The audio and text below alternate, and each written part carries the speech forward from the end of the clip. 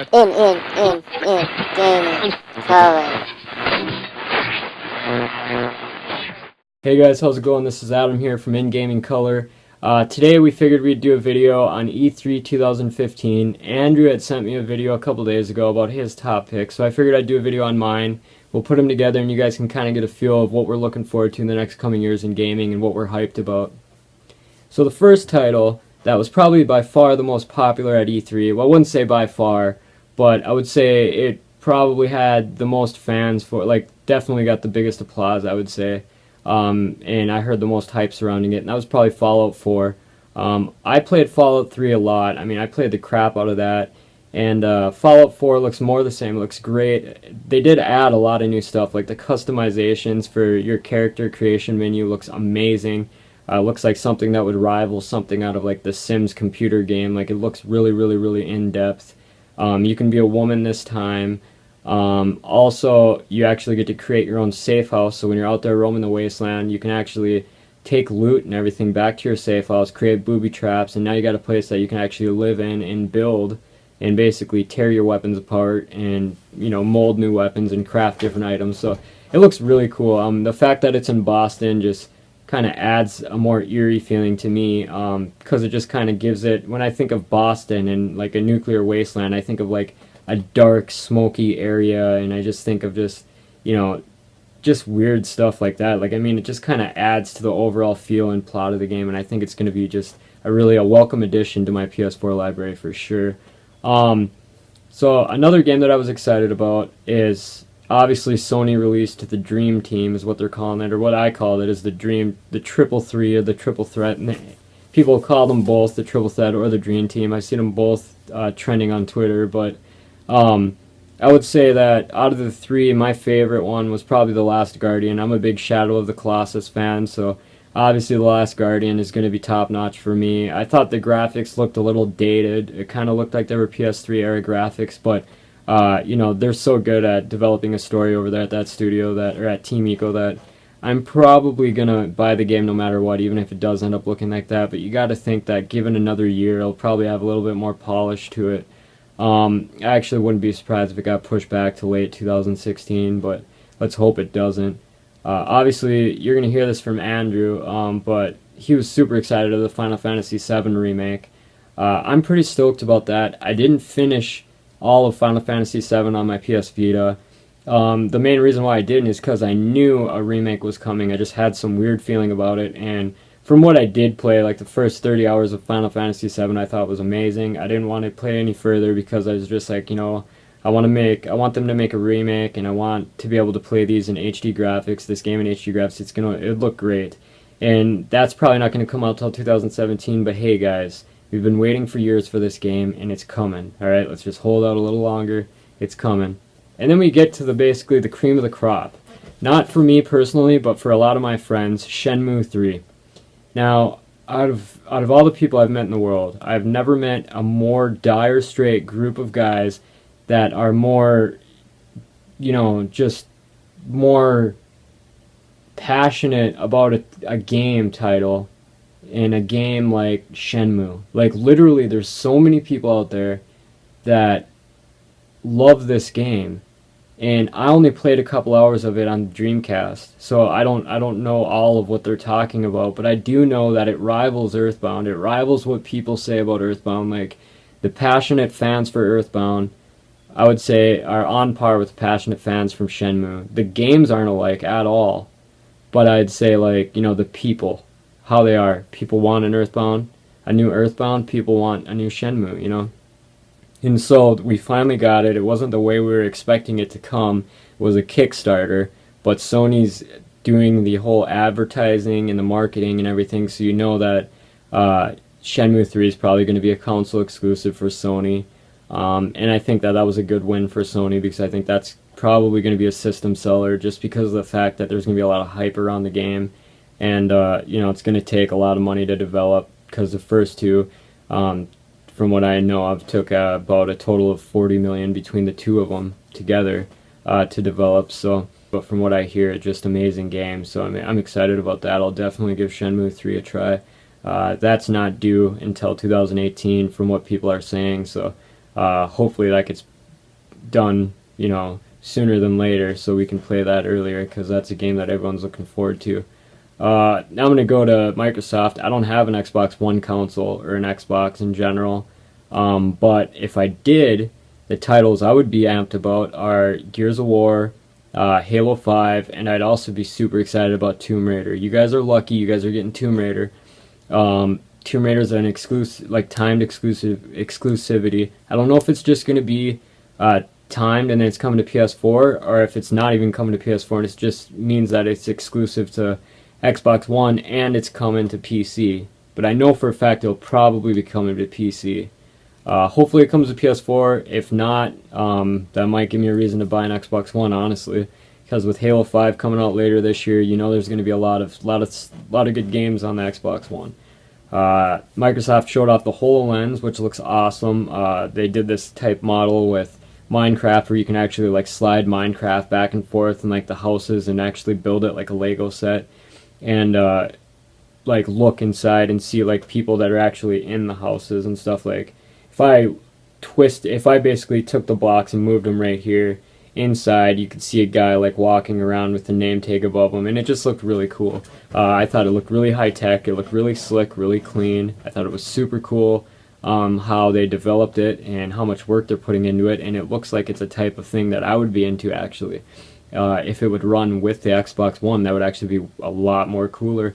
And honestly, I don't know if it does or not. Like I said, I'm not too informed on the Xbox One. A couple of my buddies have one, but I don't have one. I decided to roll with the PS4, and that's not because I'm biased at all. I just went with the PS4 because, I just had the money to get one, and I really wanted to play The Last of Us, and I knew that was coming out as a remake, so that was my main reason for a PS4, and I'm glad I did. But with that being said, I am not opposed to getting an Xbox One. I definitely would get an Xbox One.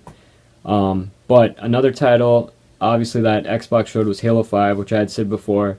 Halo 5 looks slick, clean, looks brilliant. It looks like a game that we've come to love and grew up with in Halo. I played Halo all in high school, so a piece of my heart is with the franchise.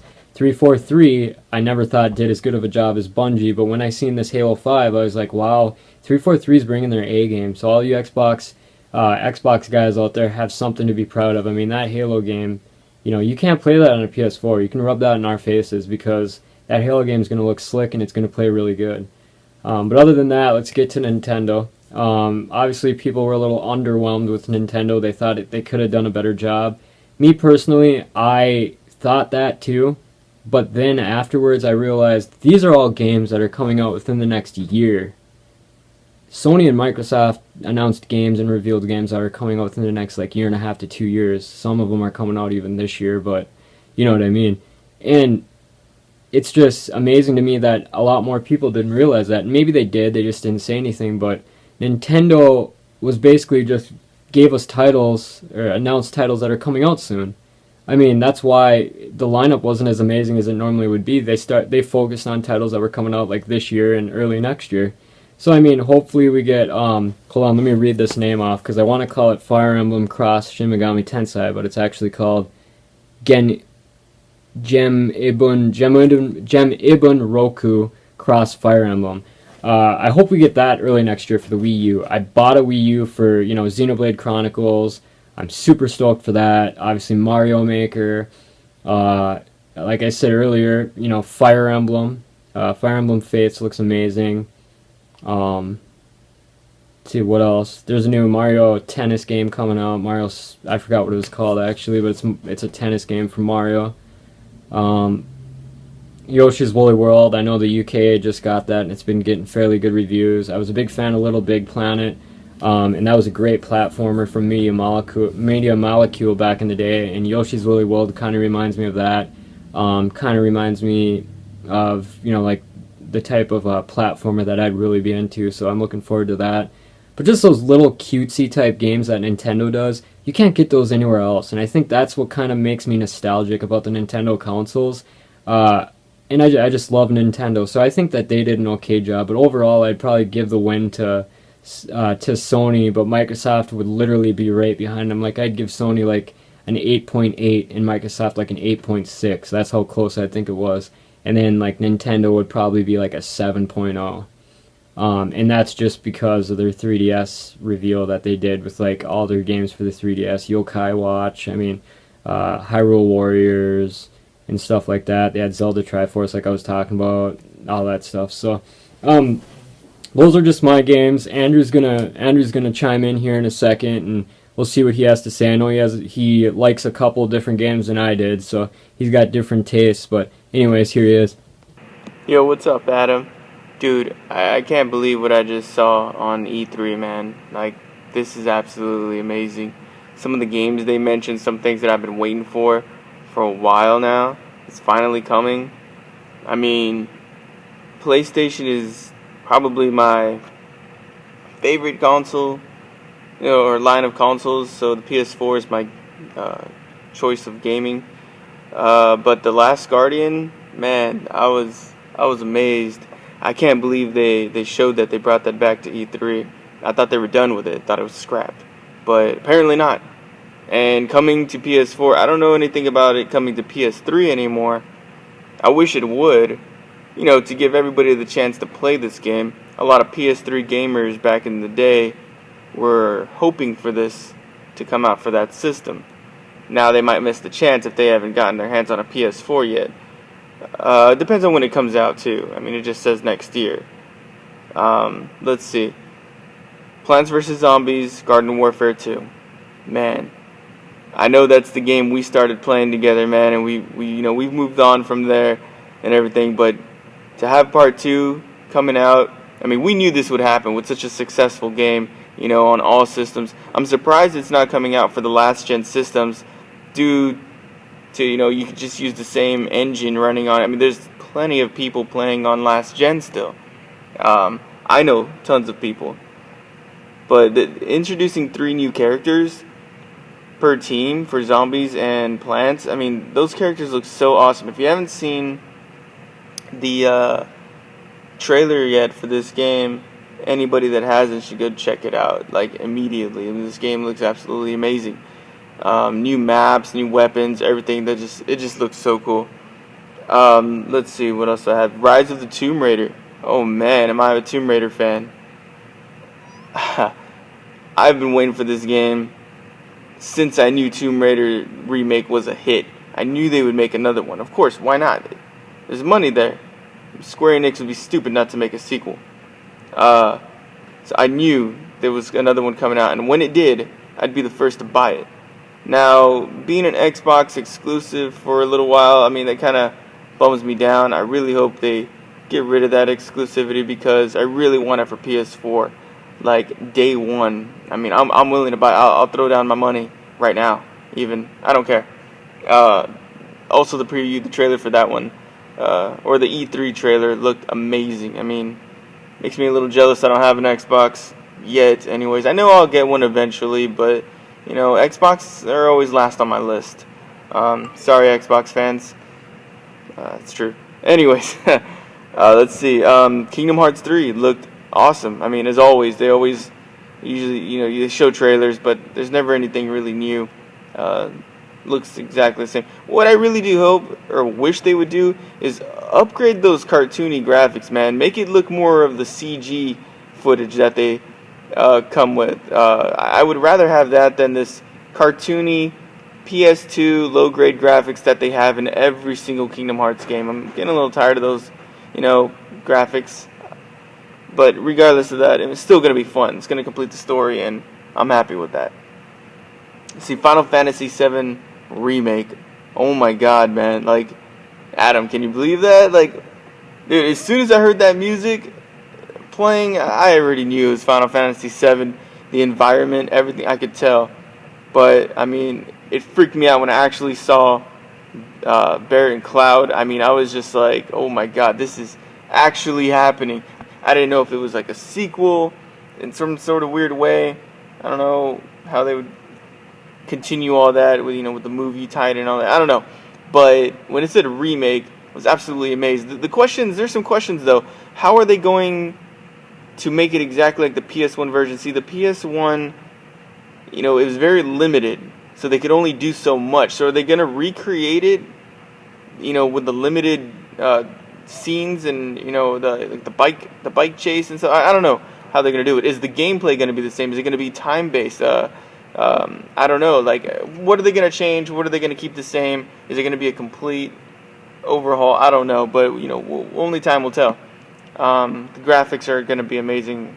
Obviously, Final Fantasy games are always great looking. But see what else? Shenmue 3. Oh my God. Now if that happens, which I hope it does, I'm getting it. But since there's no real actual footage because it's a Kickstarter, I mean, they kind of need the money to get this going. But the title alone and being presented in a way at the E3 conference for PlayStation is just, mind blowing. I mean, I can't even. I don't know. It's crazy. I just hope it happens.